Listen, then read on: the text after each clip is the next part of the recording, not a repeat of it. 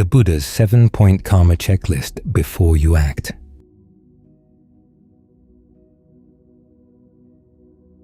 Meditation is a type of karma, skillful karma. Of course, the more skillfully you do it, the more desirable the results are going to be.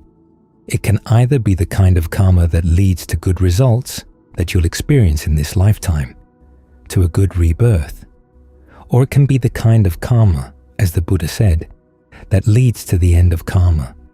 In other words, it takes you to the deathless, depending how it's done and what other factors of the path you combine it with. It's useful to look at it from the point of view as a type of karma, because the Buddha provides lots of different ways of analyzing karma, both in the Dhamma and in the Vinaya.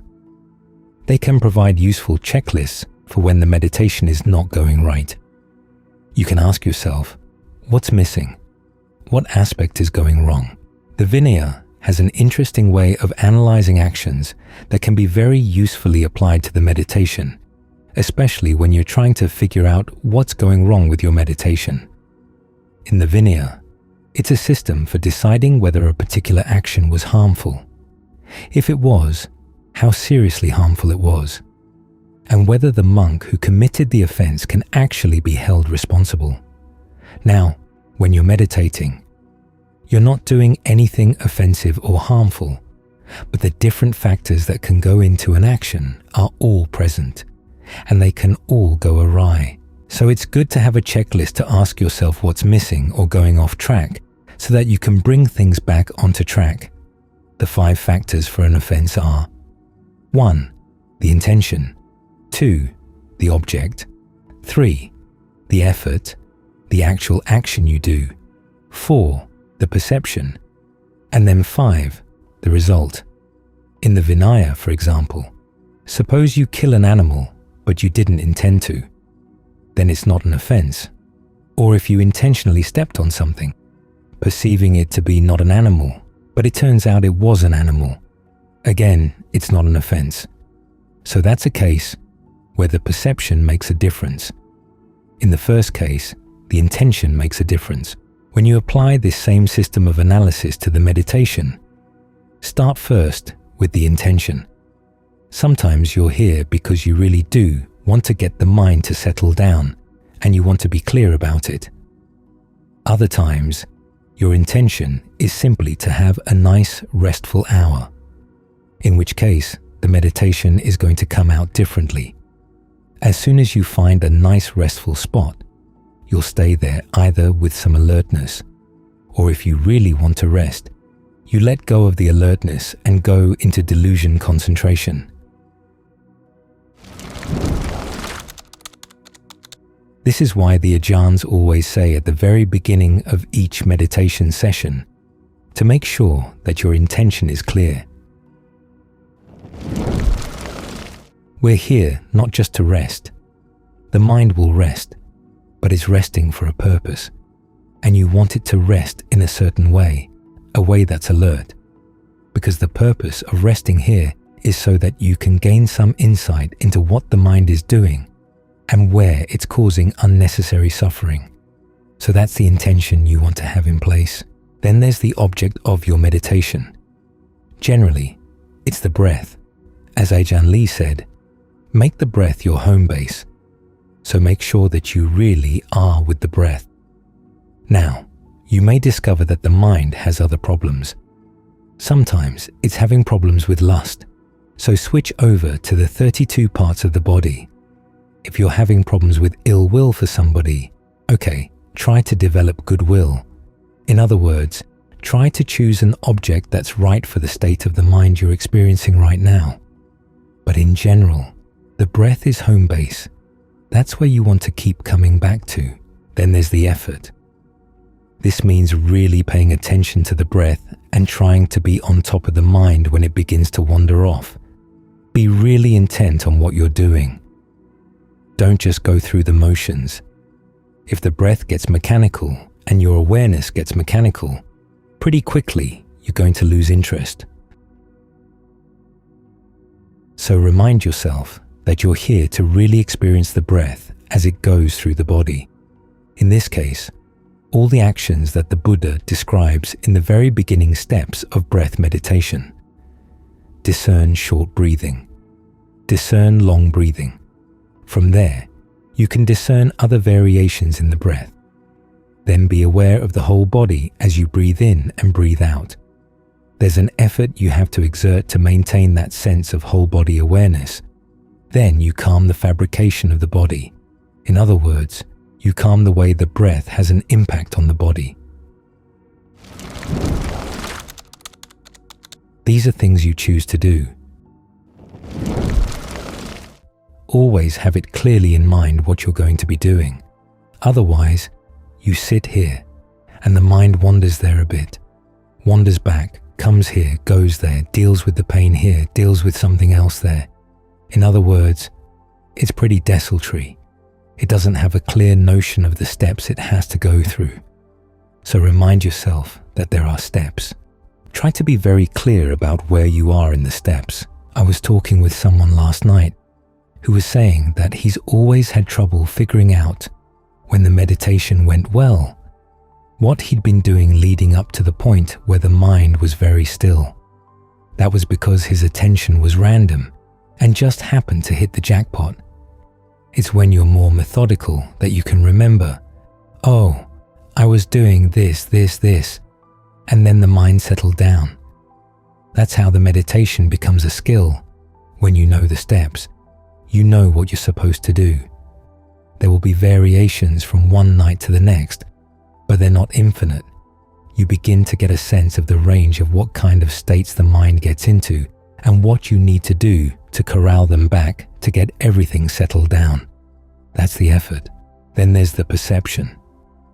What perception of the breath are you holding in mind? What perception of the mind are you holding in mind? Where are you, for example, in your body right now? It's best to hold in mind the perception that there's already awareness all the way throughout the body. In other words, there's an awareness of your foot in the foot. There's an awareness of your hand in the hand, and so on. Sometimes we have the perception that we're up in the head, looking at the rest of the body. Then we try to push that head awareness into everything else, and that gets everything all confused. Instead, have the perception that the awareness of the body is already full, simply that you should allow everything to come out and show itself. You don't want any one part of the body to block out other parts of the body. That's your perception of the mind. This issue also applies to when there's pain. You can ask yourself, which side of the pain are you on? Are you on top on it? Or are you beneath it? Are you on both sides? Ideally, you should be on both sides of the pain. You can work with it more easily that way. Then, of course, there's the perception of the breath as an energy. Not so much the air coming in and out through the nose, but an energy that suffuses the body. It goes down the nerves, it goes down the blood vessels, it suffuses through all the muscles of the body. That way, when you're breathing in, it's not so much that you're trying to push energy or force the breath into a solid lump. You're simply allowing the energies to connect so that the energy of the breath comes in and suffuses and swells the other energies. Then, when you breathe out, you don't have to squeeze things out. Allow everything to remain full even as you breathe out. This is how rapture can develop. If you squeeze everything out with the out-breath, well, how is rapture going to develop? How can there be any sense of fullness? So you hold a perception of fullness as you breathe in and as you breathe out, with the energy flowing in and out like the tides. You find that the mind has a much easier time of settling down, because that's the fifth factor, the results. How is it going? Are you getting what you wanted to begin with? In other words, are you getting the mind to settle down? Are you getting the quality of alertness that you wanted? If the results aren't what you want, what should you go back and change in terms of your intention, your object, your effort, or your perception?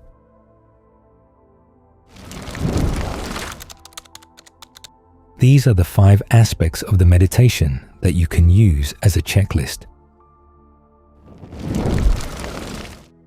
What's your original intention?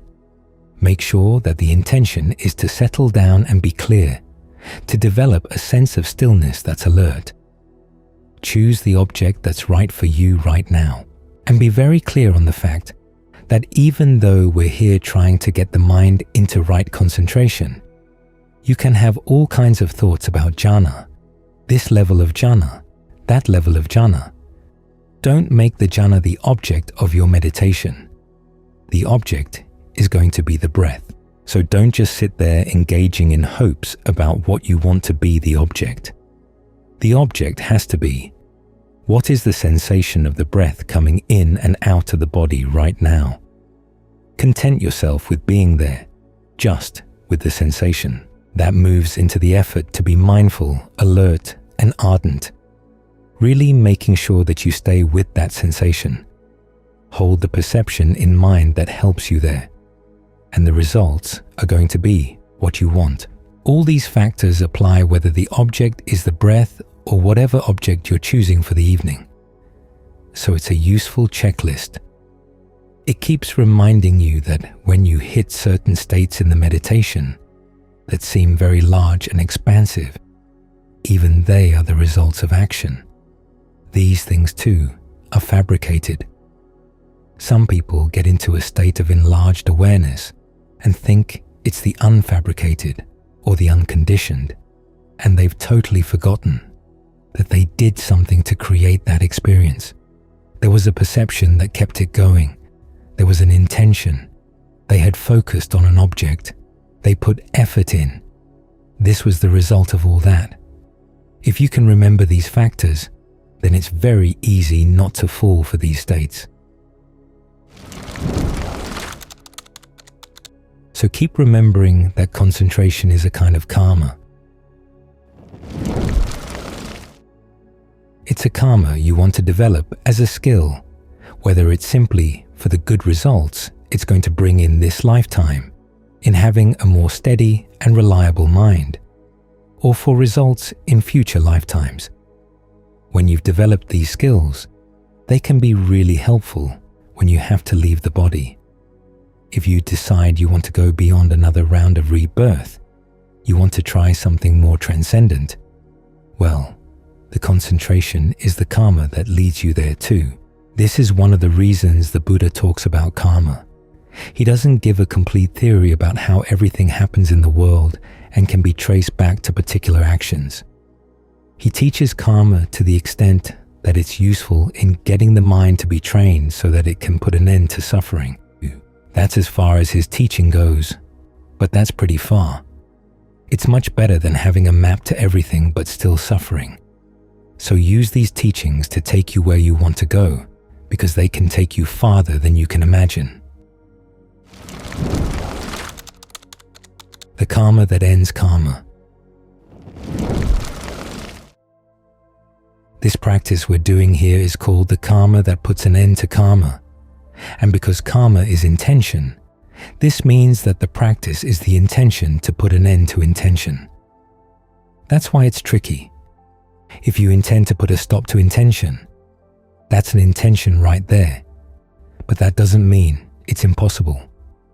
It simply means there are going to be some unexpected twists and turns along the path. As the Buddha said, the central part of his path is right concentration. Concentration basically means a firm intention, sticking with one object. You focus your intention on staying with the breath, staying with goodwill, whatever the object of your meditation, and then you try to maintain that intention. Then you see what you can learn about intention in the course of trying to maintain it, what other things you can learn about the mind as you try to maintain that intention. The usual culprits to begin with are distractions, either internal or external. The internal ones are other thoughts, other intentions. At first, you hardly realize that they're intentions. You're focusing on the breath. Everything seems fine, and then suddenly, you're someplace else, half a world away. It's as if someone snuck up behind you. threw a sack over your head, dragged you off, and then dumped you on another continent. You don't know what happened in the meantime. You don't catch sight of the fact that an intention triggered the slipping away. There was one brief moment when you decided, I'm out of here. Something else popped up in the mind and you went for it. There was a choice. This is why meditation requires so much mindfulness and alertness. As we practice, mindfulness means the ability to keep your original intention in mind. Alertness means the ability to keep watch over things around that intention. On the one hand, you focus on what's going on with the object of your concentration. On the other, you keep track of how the mind is relating to it. Learn how to catch any warning signals that the mind is about to go. It may take a while for you to catch them because they're subtle and quick. The only way to see them is to stick with your original intention and keep yourself warned. Okay, the mind is going to leave, so keep watch for how it does it. At the same time, work on ways to make the original intention a good one to stay with. Otherwise, the mind is going to resist. Staying with the breath, if it's not comfortable, is going to be like trying to keep a balloon underwater. It'll stay there only as long as your grip is really secure. As soon as there's the slightest slip, there it goes, popping up out of the water. This is where you have to get your defilements on your side. They want comfort, so give them comfort. Try to make the breath as comfortable as possible. The breath here is not just the air coming in and out of the lungs.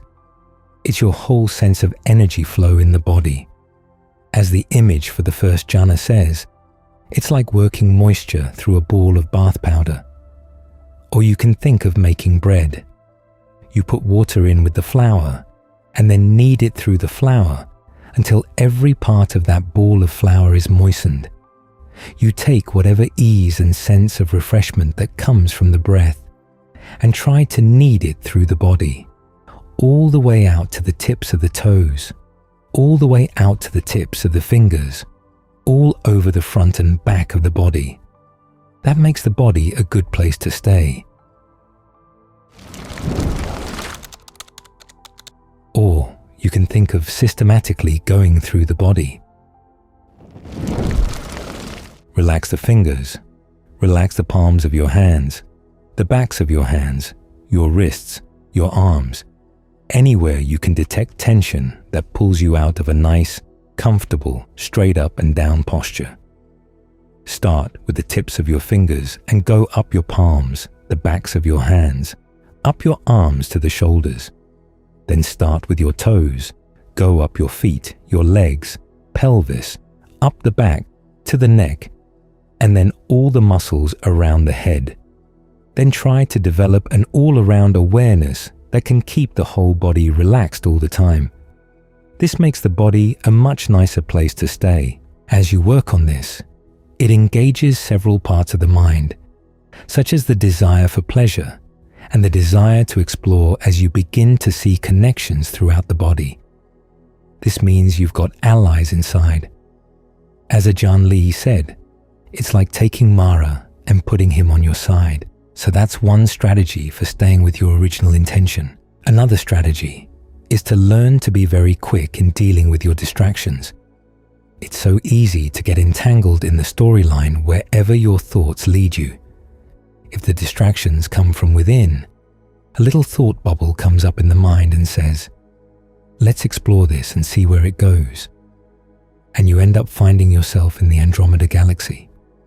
In other words, these things can take you far, far away into whole other worlds, whole other stories. Sometimes it's hard to pull yourself out of those stories because you want to see how they end. It's almost as if you're committed to it. This happens all the time. You walk past a TV and suddenly find yourself in some stupid story. You know the stories on TV are stupid, but you still get sucked in. That's because you're already a sucker for getting sucked into these stupid stories in your mind. So you have to learn to develop a certain amount of skepticism for these stories. Do you really need to know the end? Learn how to cut things off in the middle of a story. The characters won't mind. In other cases, the storylines don't start out with internal distractions. They start out with external irritants that pull you away. Other people say or do things that irritate you, and all of a sudden, you're focused on how much you don't like what they said or did. Then you get upset because they've destroyed your concentration. You can build up huge narratives about how they shouldn't have done that, shouldn't have destroyed your concentration. Actually, they weren't the ones who destroyed your concentration. You dropped it, ran after them, and then found some satisfaction in blaming them. Again, you've got to learn how to pull yourself out of that mindset as well.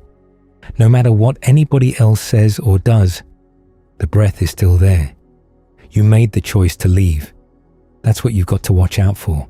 So the whole purpose of concentration practice is to get to know the process of intention. The best way of doing that is to stick with this one intention as much as you can, because it gives you something to measure your other intentions against, so you can notice how they move. Then, after the distractions get less and less compelling, you can begin to look into this intention you're trying to maintain. What is it made out of? Mostly verbal fabrication and mental fabrication. The verbal fabrication is directed thought and evaluation, two of the factors of jhana. Directed thought is when you focus your intention on an object. Evaluation is when you examine the object, seeing whether you like it, don't like it, what comments you have to make on it. These two processes lie at the basis of every sentence in the mind, every sentence you speak. That's why they're called verbal fabrication.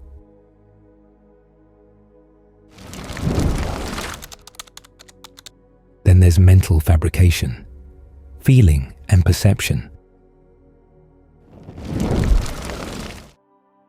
These things have their intentional element too.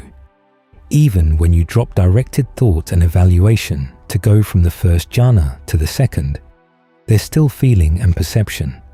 In fact, the perception of breath, is what keeps you there all the way up through the fourth jhana. Try to hold on to that perception until the breath energy in the body grows still. Then you stay with still breath as your perception. After a while, the border between your body and what's outside your body begins to dissolve. You begin to realize that the border was a perception reinforced by the movement of the breath. When the breath gets still, there's nothing to reinforce it. So you can adjust your perception to space or consciousness, and there's no border to these things. In other words, after dealing with distractions, you're able to focus on the one intention that forms your concentration, and you begin to understand it. What's the process of fabrication going on in here? If it weren't consistent enough, you wouldn't understand it, for you'd get nothing but fleeting glimpses. A lot of your insights are just that, little fleeting glimpses. And then you try to connect them. It's like playing connect the dots. And the problem with connect the dots is that the dots can be anything, like the constellations in the sky. We look up at Orion in the winter, and we see his belt and his knife hanging from his belt. People in Thailand, though, look up at the same stars and see a plow. The belt is the actual plow, and the knife is the part that pulls the plow. And who's to say that we're right and they're wrong? The same holds true for our connect the dot insights. If awareness isn't continuous enough, all we see are the lines we've drawn. We don't see the actual dots. But when you can stick consistently with your original intention, you begin to see the actual dots and the actual lines. What actually connects to what causes what, and what actually makes up this intention we've been working so hard to maintain. The other insight that comes is that as you're maintaining an intention, it's like maintaining a yoga posture. Just as you relax into the yoga posture over time, in the same way you're relaxing into the concentration. You begin to realize that certain activities in your original intention are not necessary to keep it going. After the mind begins to settle down, you have less and less need for directed thought and evaluation.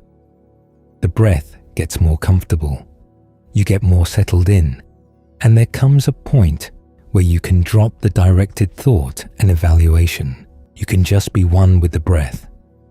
In the same way that when you're in a yoga posture, you begin to realize that you've been tensing certain muscles that you don't have to tense. In fact, you'd be more comfortable in the posture if you relax those muscles. But those insights into which parts are going to have to be relaxed, you can't will those beforehand, but you can pose the question in your mind. What would be more comfortable here? That's how you can develop insight. When the Buddha talks about developing insight, he focuses on posing certain questions in your mind. How should fabrications be regarded? How should they be investigated? You can't put the mind through a vipassana mill and guarantee that it is going to come out with insight.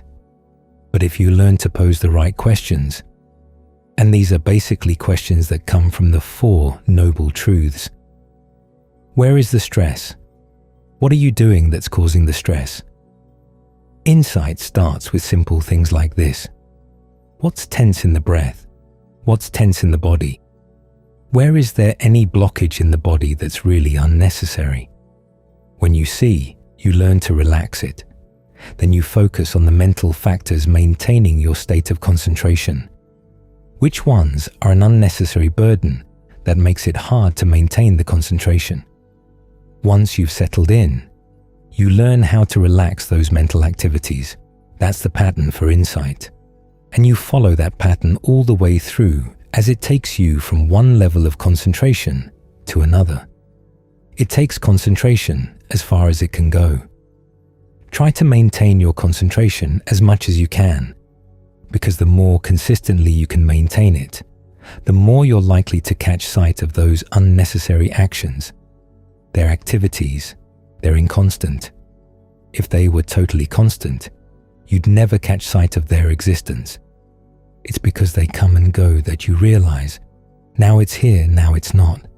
There's something going on here. The stress comes, the stress goes.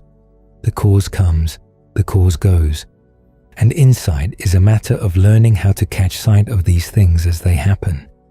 You pare down the intention to stay still until there's nothing left to pare down without totally dropping intention. Again, that's something unexpected. You can't intend to see it at a particular moment, but you can pose the question. The posing of the question is what's called appropriate attention. That's what opens things up, makes it possible to see things that you didn't intend to see, or to see them where you didn't intend to see them. This is how things finally open to the deathless. The deathless is unintended. It's something that, when you hit it, you realize was always there, and that nothing you can do will change it. The reason you didn't notice it before was because you were entangled in your intentions and the results of your intentions. But you can't get there simply by saying, okay, I'm not going to intend anything anymore. That doesn't do it. You have to intend right concentration. That's the doing. That allows you to understand what it means to do well enough so that you can actually stop doing. That's the karma that puts an end to karma. The intention that allows you to understand intention until you finally get to the point where you can stop intending.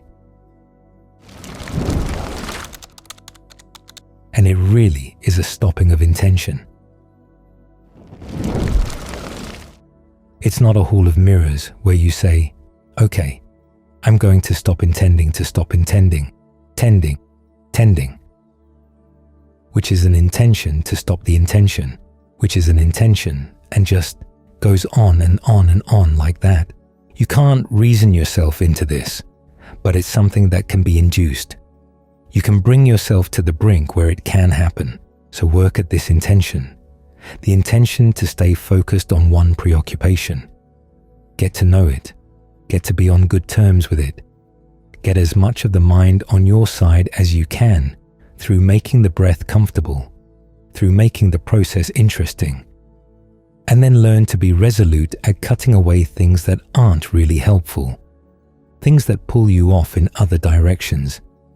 This is going to require all your ingenuity, all your attention, but it's one of the few skills in life that's really worth all the effort it requires, that more than repays all the effort put into it. It'll see you all the way through every possible type of suffering, because its rewards are more than you can intend. You can think about the goal. You can have a picture of what it's like. But the picture in your preconceived notion has an intentional element.